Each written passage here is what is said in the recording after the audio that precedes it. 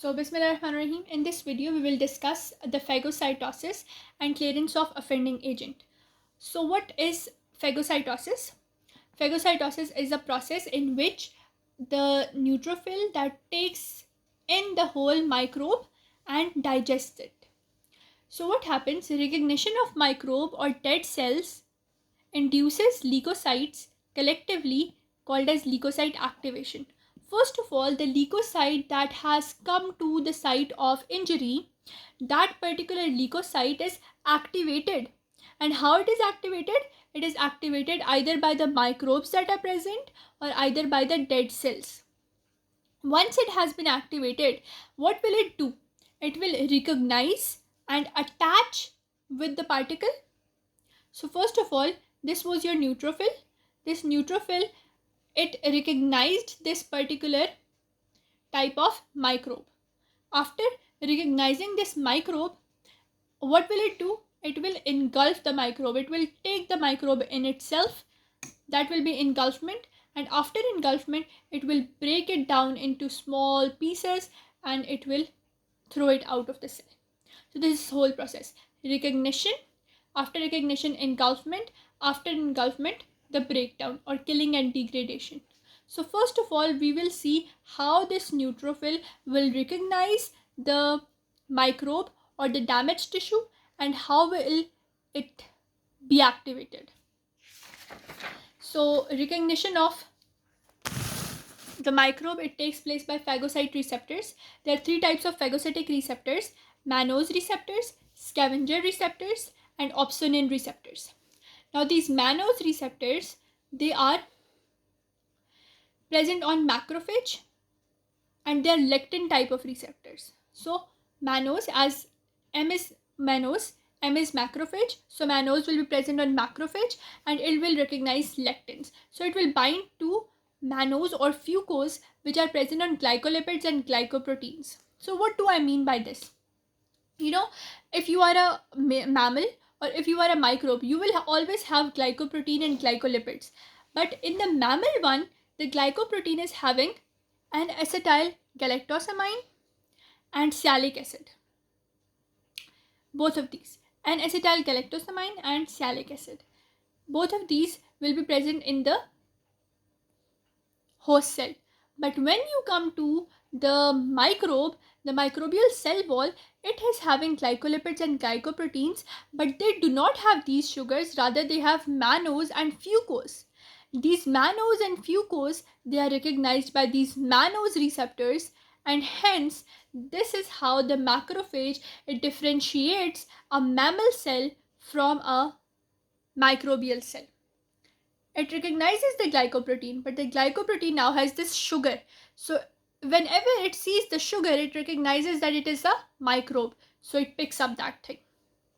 Because normally in the mammal cell, you have these two things.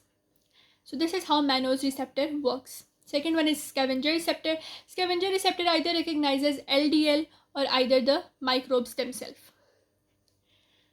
Now you have opsonin receptor. Firstly, your microbe is like this.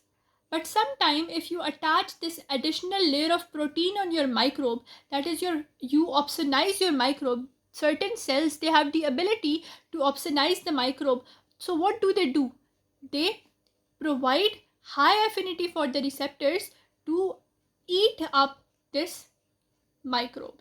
So this opsonized microbe is now recognized by opsonin receptors. When they recognize it, they engulf it very much easily. And this is how the whole process takes place. Opsonin are actually immunoglobulin G antibodies. Which type of receptor they are? They are immunoglobulin G antibodies. They will be present on the leukocyte. They will recognize this opsonized kind of microbe. They will take in the microbe and then digest it. So three type of receptor. Mannose one, which recognizes glycoprotein and glycolipid with the sugars on it. The scavenger one, which recognizes LDL or microbes, and opsonin one, which recognizes opsonized microbe.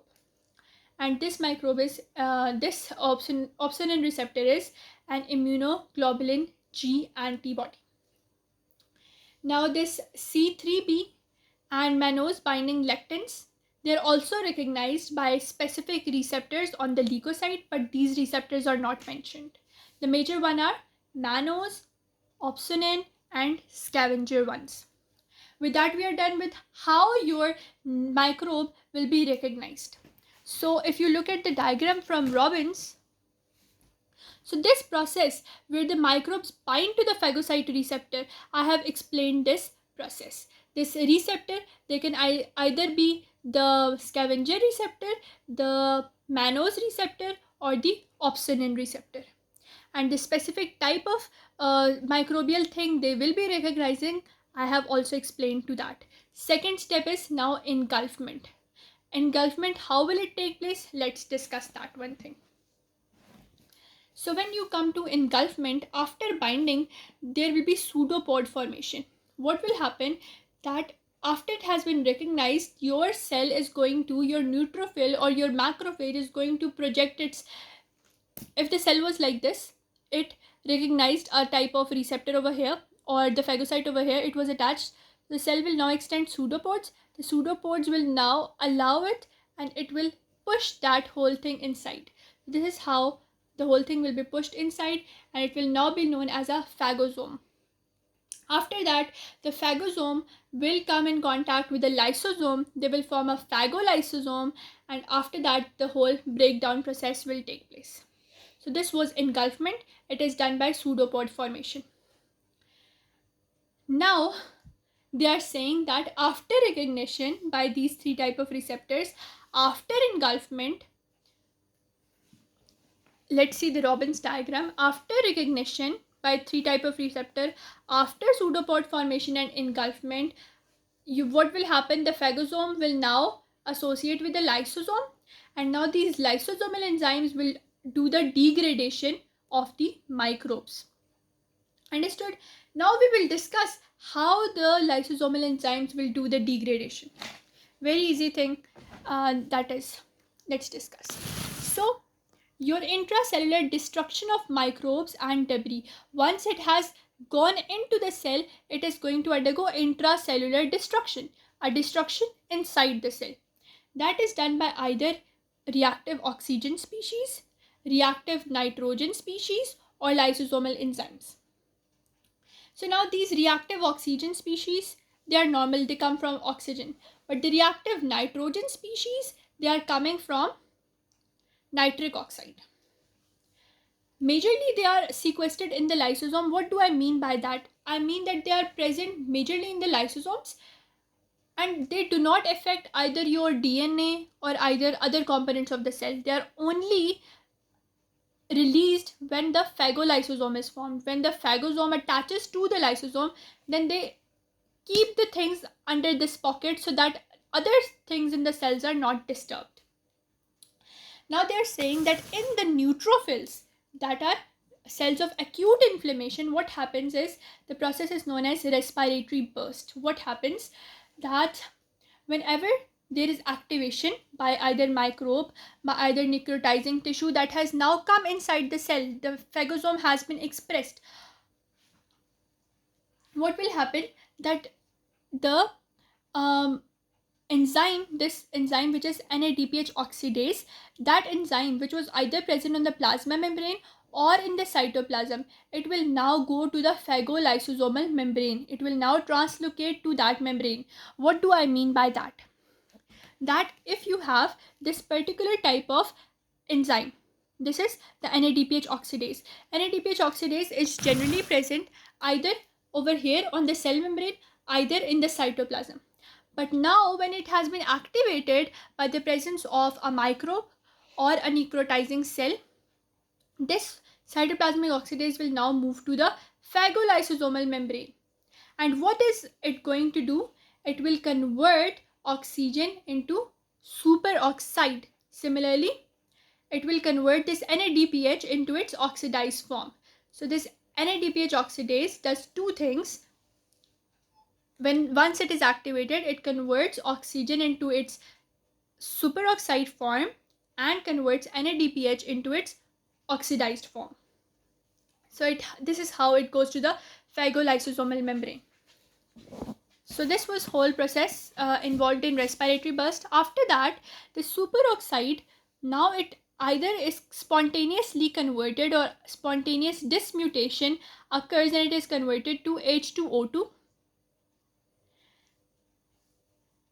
Now after it has been converted to H2O2, still this H2O2 is not very much reactive. So how it is converted into further reactive oxygen species, that your neutrophil is having these azurophilic granules. These azurophilic granules have the myeloperoxidase enzyme.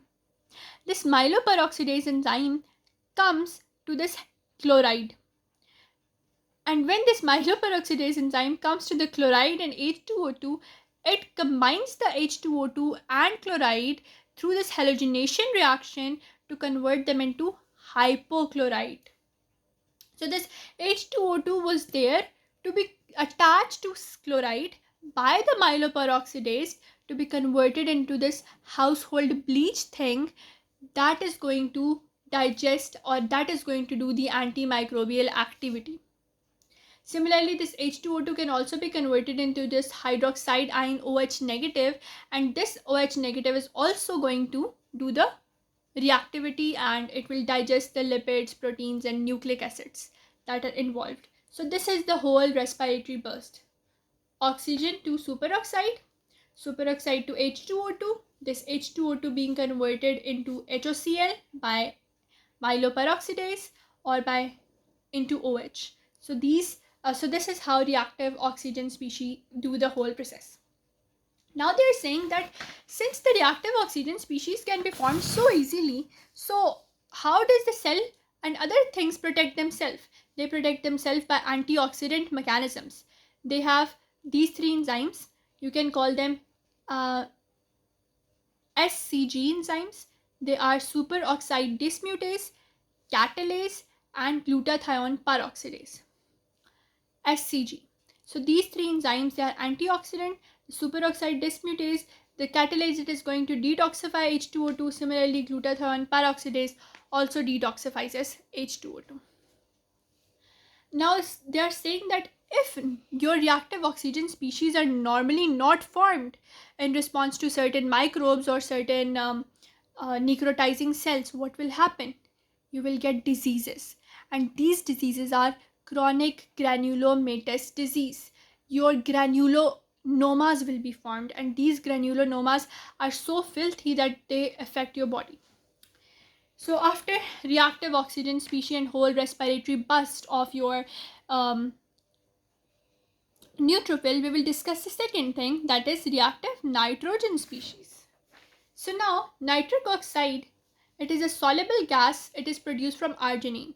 So arginine is converted into nitric oxide by this NOS. What is NOS? It is nitric oxide synthase enzyme. So arginine to nitric oxide by nitric oxide synthase. Now this nitric oxide synthase is also of three types. It is E, N and I. E1 is coming from endothelial cells. N1 from neuronal cells. I1 is inducible.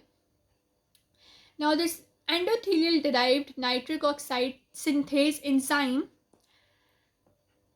it maintains vascular tone. The neuronal one, it acts as a neurotransmitter as the name implies.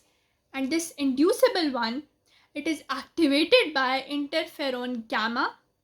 That interferon gamma activates macrophages. These macrophages then activate this inducible nitric oxide synthase, and hence it produces the nitric oxide. And this inducible one actually does the killing. The other two ones, this one maintains the vascular tone, this one maintains the neurotransmitter action, but this one actually does the microbial killing, and it is activated by interferon gamma. This was the whole mechanism. Now inside the macrophage, what happens, that macrophage has been activated by interferon gamma, and inside the macrophage, the nitric oxide that has been formed from this inducible nitric oxide synthase combines with the reactive oxygen species. Both of them, they become very much reactive. They form this peroxynitrite, ONOO, and this whole thing It damages lipids, proteins, and nucleic acid of the microbe or of the damaged cell, and this is how your whole process of nitric oxide killing takes place. The whole process of making this nitric oxide was so that it can combine with this superoxide and form this peroxynitrite, and hence damage the lipid, proteins, and nucleic acids of the microbe either of the damaged or necrotizing cell. So with that, we are done with the whole process of intracellular killing. Now over here you can also see that this was the phagocyte oxidase, which makes your superoxide or reactive oxygen species, and this is your arginine being converted into nitric oxide. And as I told you, the E1 and the N1, the E that was endothelial one, the N that was neuronal one, they act for vascular tone and neurotransmitter, but this inducible one actually is responsible to convert the arginine into nitric oxide within the macrophage, and hence this one then reacts with superoxide, they form the peroxynitrite, and hence they destroy this microbe. So this is how the whole phagocytosis process takes place. The whole scenario over here we have, that is the recognition. We have discussed recognition by certain receptors, then engulfment. After engulfment, the phagolysosome, it combines with lysosome, and then we have intracellular killing, either done by reactive oxygen species, reactive nitrogen species, or lysosomal enzymes. The whole phagocytosis mechanism has been clearly explained. I hope you like the video and the way of teaching. Please like, share, and subscribe to my channel, and let's meet in the next video, inshallah. Allah Hafiz.